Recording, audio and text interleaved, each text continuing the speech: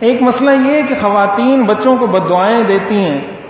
یہ خواتین کا بالکل ایک کامن مسئلہ ہے ہماری خواتین میں کہ بچوں کو بد دعائیں دیتی ہیں، زبان سے ایسے بد دعائیں جملے نکالتی ہیں کہ اگر وہ قبول ہو جائیں تو ساری زندگی سر پیٹتی رہیں. حدیث شریف میں آتا ہے لا تدعوا علی ابنائکم ولا علی اموالکم، کہ اپنے اولاد کو بد دعا نہ دو، اپنے مال کو بد دعا نہ دو، اس لیے کہ کبھی کبھی کوئی گھڑی قبولیت کی ہوتی ہے.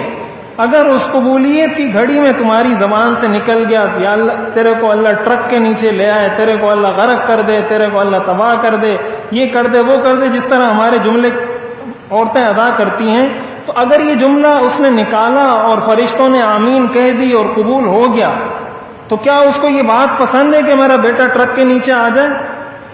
تو یہ بہت بڑی غلطی ہے. قرآن کریم میں آتا ہے وَلَوْ يُعَجِّلُ اللَّهُ لِلنَّاسِ الشَّرَّ اسْتِعْجَالَهُم بِالْخَيْرِ لَقُضِيَ إِلَيْهِمْ أَجَلُهُم، کہ جس طرح لوگ شر مانگتے ہیں اگر اللہ تعالیٰ اسی طریقے سے دینا شروع کر دیں تو کوئی زندہ نہیں بچے گا.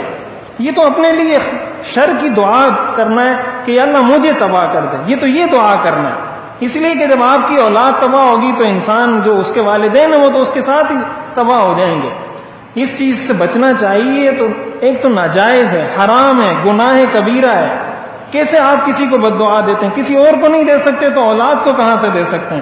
اولاد کے ساتھ شفقت کرنی چاہیے یا ان کو گالیاں دینی چاہیے؟ اور جب آپ اولاد کی یہ تربیت کریں گے تو کل آپ کو بھی وہ بڑے ہو کر بد دعائیں اور گالیاں دیں گے.